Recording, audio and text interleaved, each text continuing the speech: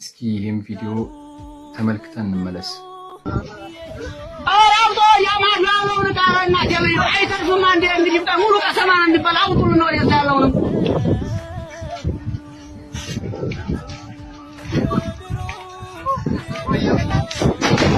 لا إله إلا الله أشهد أن محمد رسول الله لا إله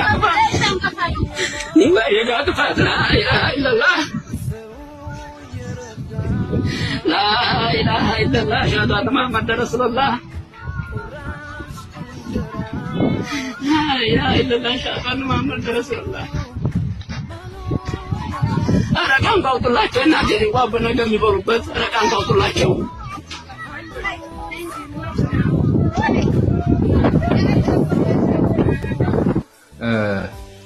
በሰሜን ወሎ ዞን በሀብሩ ወረዳ ቁጥር 23 ቀበሌ ወይም ድሬ ሮቃ ሰዶማ ምናምን ተብሎ የሚጠራው አካባቢ ላይ ይገኛል። ይህ መንደር ሁላችሁም እንደምታስታውሱት የተለያዩ ማህበራዊ ሚዲያ ላይ የተዘዋወረ ሁላችሁም ስናይ ቆይተናል። እኔም ደግሞ እንደመታደል የሚሆን እንደ አለመታደል የአካባቢው ተወላጅና ሰው አካባቢ በቅርብ አንተ እንደወረዳ ነው ቀበሌያችን ቢለያይና እጅግ በጣም በሚያሳዝን ሁኔታ ሙሉ መንደር አንድ መንደር ሙሉ 53 ቤቶች ናቸው የተቃጠሉት።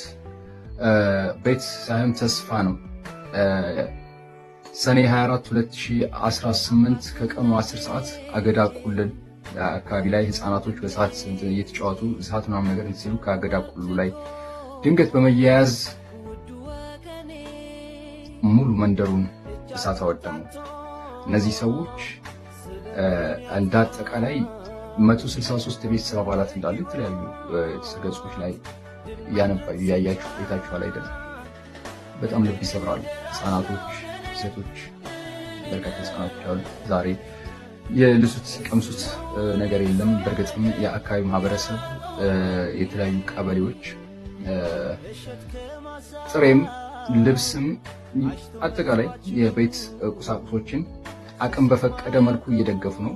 በሰሜን ወሎ የተለያዩ የእምነት ተቋማቶች እንደዚሁ እያስተባበሩ ነው። ዋናው መርሃ ግብር በሁሉም መስጊዶች ላይ የፊታችን ጁምዓ ሁሉም መስጊዶች ላይ ለእነዚህ ወገኖች የትኛውን ድጋፍ ለማሰባሰብ ማለት ስራዎች ከወዲሁ እየተሰሩ እንዳለ እየሰማን ነው። በቤተክርስቲያን በተመሳሳይ ነገሮች እንዳሉ ነው እየሰማን ያለ ነው።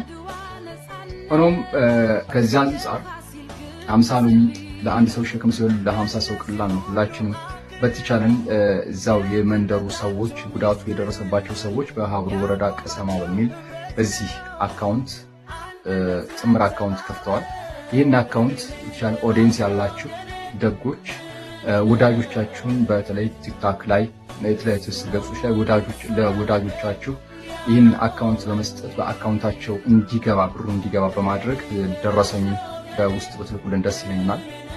ሁላችንም ይሄን ነው እያደረግን ያለ ነው። ሁላችንም በየቤታችሁ በየፊናው የተቻለውን ከወዳጅ ዘመዶቹ የተቻለውን ነገር በማሰባሰብ ድጋፍ እየተደረገ ነው።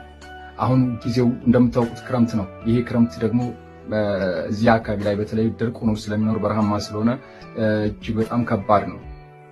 ዛሬ ህፃናቶች ችግር ላይ ነው ያሉት፣ ብርድ ላይ ነው ያሉት፣ አመድ ላይ ነው እየተኙ ያሉት። ይልሱት ይቀምሱት ነገር የለም። ምክንያቱም ሙሉ ነገራቸውን የወደመው። የኔና ያንተ ያንቺ የናንተ ሚና ምንድን ነው ለነዚህ ወገኖቻችን? ስለዚህ በተቻለን የኬንዳም ቢሆን ቤት ለማቆም የተለያዩ አካላቶች በመንግስትም በኩል ጥረት እየተደረጉ እንዳለ ታውቃል። በዚሁ አካውንት የምንከተለው የሃይማኖት ፍልስፍና የወጣንበት ዘር፣ ማንነት፣ የፖለቲካ ርዕዮት እዚህ ላይ ትርጉም የለውም። ትርጉሙ ሰውነት ነው። ሰውነት ይበልጣል። ሃይማኖታችንን ስንል በሰማይ ያጸድቀናል፣ በመሬት ያስከብረናል። ማህበረሰብ የወጣንበት ማህበረሰብን ስንል እሴታችንን እንጠብቃለን። የምናራምደው የፖለቲካ ርዕዮትም ቢሆን ምንም ይሁን ምን ጤናማነቱን ያመላክታል። ስለዚህ በእናንተ የኔ የምትሉትን ሰው ችግር መፍታት አልችል ስትሉ ምን ያህል ያማል። በእነዚህ ወገኖቻችን ላይ እየደረሰው በማንም አይድረስ። ሁላችንም አመለክታችሁ አላህ ከእንዲህ አይነት ፈተና ሊያወጣን ከእንዲህ አይነት መከራ ሊጠብቀን የደግነት እጃችንን እንዘርጋላችሁ። አመሰግናለሁ። ሰላም